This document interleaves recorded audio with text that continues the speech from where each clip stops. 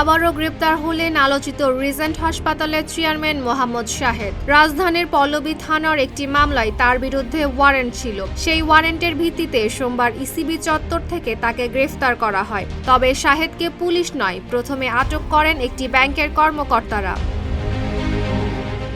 বেলা 11:15টার দিকে mercantile cooperative ব্যাংকের লোকজন তাকে আটক করেন। পরে বিষয়টি নজরে আসে ট্রাফিক পুলিশের। শাহেদ ও ব্যাংকের কর্মকর্তাদের নেওয়া হয় ইসিবি ট্রাফিক পুলিশ বক্সে। খবর পেয়ে ঘটনাস্থলে যায় ক্যান্টনমেন্ট থানা পুলিশ। ব্যাংক কর্মকর্তারা জানান, চেক জালিয়াতির মামলায় শাহেদের বিরুদ্ধে সাজাসহ ওয়ারেন্ট রয়েছে। পল্লবী থানা পুলিশও বিষয়টি নিশ্চিত করে। পরে দুপুর 1টার দিকে পল্লবী থানা পুলিশের কাছে শাহেদকে হস্তান্তর করা হয়।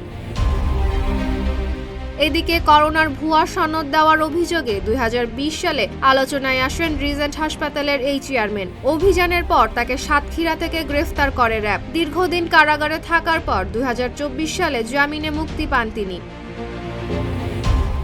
শাহেদের বিরুদ্ধে মোট 96টি মামলা ছিল।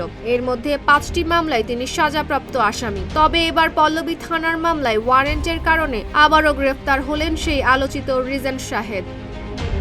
Desk report, Dhaka post.